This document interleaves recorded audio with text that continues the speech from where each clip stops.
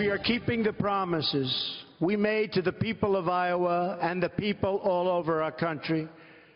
We are not going to let the same failed and tired voices in Washington keep us from delivering the change you voted for and the change that you deserve. All right, that was a lot more from President Trump's rally in Iowa earlier tonight. From day one, the president has pushed an aggressive agenda. Now some members of Congress are reportedly in favor finally canceling one of their many scheduled vacations, this one in August, in order to keep up to speed with Donald Trump. Joining us now, two of those GOP lawmakers who favor foregoing the August recess. The Freedom Caucus chairman, Congressman Mark Meadows, North Carolina, the former chairman, he got fired. I'm sorry, I'm an awful human being. Why do you even listen to me? Good to see you guys. How are you doing? We would if you weren't an honorary member. I am an honorary member, that's true.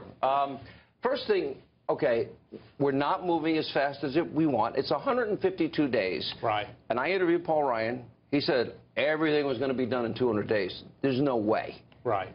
All right. Why have things slowed down? Well, I think we just need to make decisions, Sean. I mean, you know, we're into this. The president is working harder than we are, and that's part of why we've said, you know, now is the time. Yeah. Americans want results. We want results, and it's about making decisions and getting serious about the president's agenda. Yeah, and I'll be honest, without the Freedom Caucus, there's no House health care bill.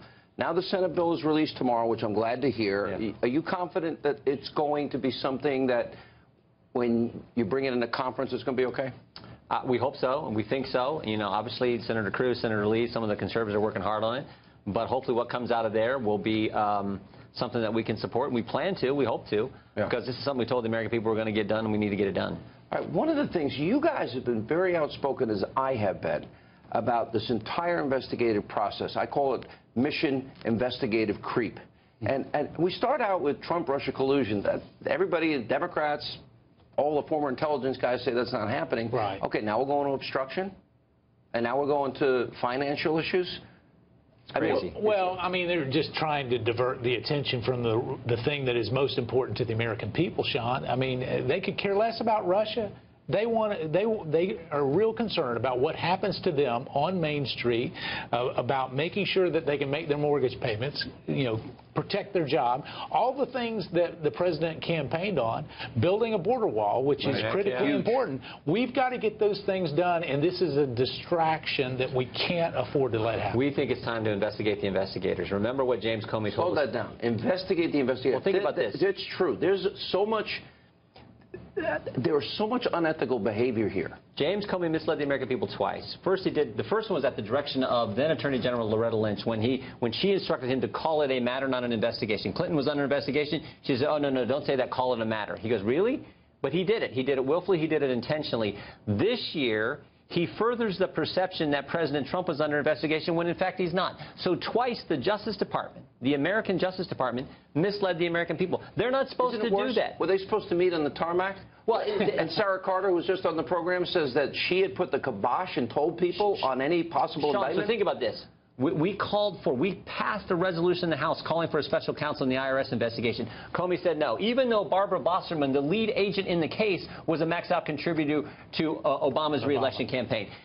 Several people called for a special counsel in the Clinton email investigation. Again, the Justice Department says no. But when it's about James Comey, when it's about his reputation, when it's about someone in the Justice Department, oh my goodness, we got to have a special counsel. We get serious about it. Yeah. And I think the other interesting aspect of this is the only thing that didn't leak was the fact that President Trump was not under investigation. I want to go back to the agenda because this is important. I agree. Investigate the investigators, and that needs to happen immediately. And I hope Congress can they step in on that.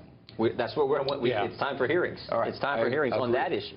All right, so the president got a Supreme Court justice, a promise made, promise kept. He's rolled back Obama regulations. That's going to help on energy. If the Republicans want 2018 to be free and clear for them and not a challenge, I think they've got to have Obamacare completed, repealed, replaced, as now you're working on. They've got to have his economic agenda, 15% corporate tax, 10% repatriation, middle-class tax cuts, jumpstart the economy, get these people out of poverty, off of food stamps and back to work. Energy independence, I think, will create millions of jobs. You know what that's like in both your states. Well, it is. And the immigration issue, the building the wall. People got to see 200 miles of that wall. They want to see it. And so when the president starts with solar panels, when the president turns over that first clod of dirt and starts to build it, they will say, well, finally, Washington, D.C. swamp is about to drain. No. Okay, where is the leadership with you guys? Because when you guys first proposed, oh, let's stay through August, I saw some reluctance and resistance. Well, we had a conference today, and some of the rank-and-file members were talking, look, if this is going to happen, let's start planning for it. Let's start figuring out how we do this. What did Ryan say? I'm interested in what Ryan said. The leadership didn't weigh in on it. What did McCarthy say? But more and more of our colleagues are coming up to us and saying, you know what? Let's get this stuff done. If we need the extra time to, in fact, do tax reform, let's get it done. We need to pass the budget. That unlocks everything. So let's pass the thinking budget. I'm going to put up on my website all those people that are willing to stay and those that are not. Because this has to get done. Well, make sure the two of us are willing to stay. Well, you guys started it. And I am an honorary member of the Freedom Caucus, ladies and gentlemen, in case you didn't know, although I think there's a vote tomorrow to see if they throw me out. Guys, thanks for being with us. Thank you. It's great to be with you.